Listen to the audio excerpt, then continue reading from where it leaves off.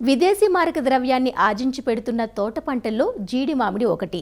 ఆంధ్ర రాష్ట్రంలోని శ్రీకాకుళం నుంచి నెల్లూరు వరకు గల కోస్తా తీరంలో జీడి తోటలు విస్తరించి ఉన్నాయి. అయితే విస్తీర్ణానికి తగ్గ దిగుబడులను రైతులు సాధించలేకపోతున్నారు. దీనికి యాజమాన్య లోపం ప్రధాన కారణం.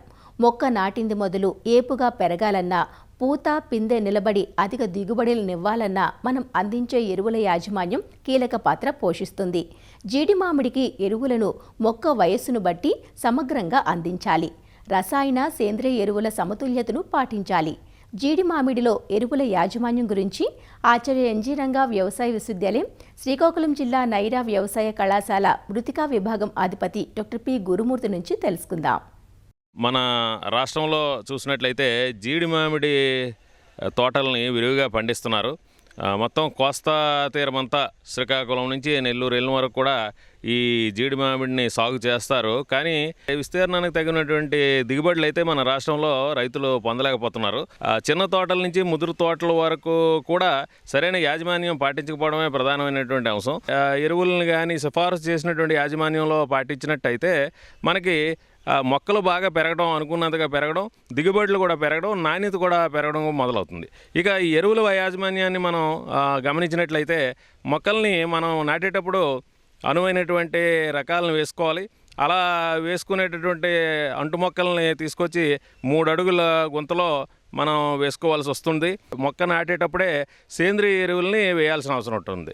దానికి సుమారుగా 10 కిలోల పశువుల ఎరువు లేకపోతే వెర్మీ కంపోస్ట్ కానీ, 2 కిలోల వేపపిండి, అలాగే 200 గ్రాముల సూపర్ ఫాస్ఫేట్ ఎరువు, ఈ మూడింటిని కలిపి మనం మొక్క వేసేటప్పుడు ఆ గుంతల్లో వేసి మట్టిలో కలుపుకుంటే ఆ మొక్క దృఢంగా నిలిచి ఆ తర్వాత చిగుళ్ళు వేసే అవకాశం అయితే తొందరగా ఉంటుంది.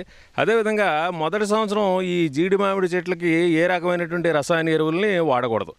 ఈ మొదటి సంవత్సరం వేసుకునేటప్పుడు సేంద్రియ ఎరువులుగా మనం సుమారుగా దాదాపు ప్రతి మొక్క కూడా 10 కిలోల పశువుల ఎరువు, అదేవిధంగా 2 కిలోల వేపపిండి, అలాగే 200 గ్రాముల వరకు కూడా సూపర్ ఫాస్ఫేట్తో పాటుగా జీవన ఎరువులను కూడా మనం వేసుకోవాల్సిన అవసరం ఉంటుంది.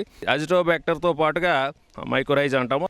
ద్రవరూప జీవన ఎరువులని ప్రతి మొక్కకి కూడా సుమారుగా 20 నుంచి 40 మిల్లీలీటర్లు ద్రవరూప జీవన ఎరువుని సేంద్రియ ఎరువులో కలుపుకోవాల్సి వస్తుంది. అలాగే 2వ సంవత్సరం నుంచి మనం ఈ సేంద్రియ ఎరువులతో పాటుగా ఈ రసాయన ఎరువులను కూడా మనం వాడుకోవాల్సి వస్తుంది. 2వ సంవత్సరంలో ఈ జీడి మామిడి తోటలకి 100 గ్రాముల నత్రజని, అలాగే 25 గ్రాముల భాస్వరం, అదేవిధంగా 25 గ్రాముల పొటాష్, ఈ ఎరువుల్ని మొదటి దఫాగా అంటే జూన్ జూలై మాసంలో వేసుకోవాలి. అదేవిధంగా 2వ విడతగా సెప్టెంబర్ అక్టోబర్ మాసంలో మరో 100 గ్రాముల నత్రజని, 25 గ్రాముల భాస్వరం, అలాగే 25 గ్రాముల పొటాష్ ఇచ్చేటటువంటి ఎరువుల్ని 20 కేజీల బాగా చివికినటువంటి పశువుల ఎరువు కానీ లేదా వెర్మీ కంపోస్ట్ కానీ దాంతో కలుపుకొని మనం వేసుకున్నట్లయితే సేంద్రియ ఎరువుతో పాటు చక్కగా మనకి పోషకాలని మొక్కలకి అందించవలసినటువంటి పోషకాలు అందుతాయి. అదేవిధంగా 3వ సంవత్సరానికి వచ్చేపాటికి 150 గ్రాముల నత్రజని ఇచ్చేటటువంటి ఎరువు, అదేవిధంగా 40 గ్రాముల భాస్వరం ఇచ్చేటటువంటి ఎరువు, అలాగే 60 గ్రాముల పొటాష్ ఇచ్చేటటువంటి ఎరువు తీసుకొని దానికి తగు పాలలో మనం సేంద్రియ ఎరువులని అలాగే జీవన ఎరువులను కలుపుకొని వేసుకోవాల్సి ఉంటుంది. ఎక్కడైనా సరే అవకాశం ఉన్న చోట తోటలో 4 సంవత్సరాల లోపు ఉండేటటువంటి జీడి మామిడి తోటల్లో మనం పచ్చిరొట్ట ఎరువులు కూడా వేసుకునే అవకాశం ఉంటుంది. అలాగే 4వ సంవత్సరంలో 200 గ్రాములు నత్రజని ఇచ్చే ఎరువులు, అలాగే 50 గ్రాములు భాస్వరం ఇచ్చే ఎరువు, 60 గ్రాములు పొటాష్ ఇచ్చే ఎరువులని వేసుకోవాలి. అదేవిధంగా 5వ సంవత్సరం వచ్చేపాటికి 500 గ్రాములు నత్రజని ఇచ్చేటటువంటి ఎరువు, అలాగే 60 గ్రాములు భాస్వరం ఇచ్చేటటువంటి ఎరువు, అలాగే 60 గ్రాములు పొటాష్ ఇచ్చేటటువంటి ఎరువు వేసుకోవాలి. అయితే ఇలా వేసుకునేటప్పుడు మనం మొదటిసారి చెప్పినట్టు మొదటి దఫాగా జూన్ జూలై మాసంలో వేసుకోవాలి. 2వ దఫాగా సెప్టెంబర్ అక్టోబర్ మాసంలో ఈ సిఫార్సు చేసినటువంటి ఎరువుల్ని వేసుకోవాలి.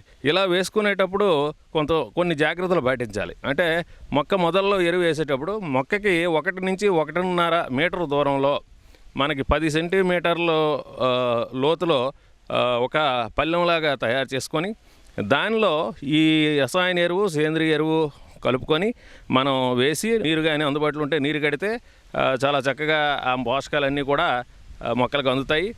అదేవిధంగా ఈ సేంద్రియ ఎరువులు వేయడం వల్ల కూడా ఈ రసాయన ఎరువుల పనితనం అంటే సామర్థ్యం బాగా పెరిగి వాటి తాలూకా మొత్తం ఎరువుని మొక్కలు తీసుకునేటటువంటి అవకాశం కలుగుతుంది.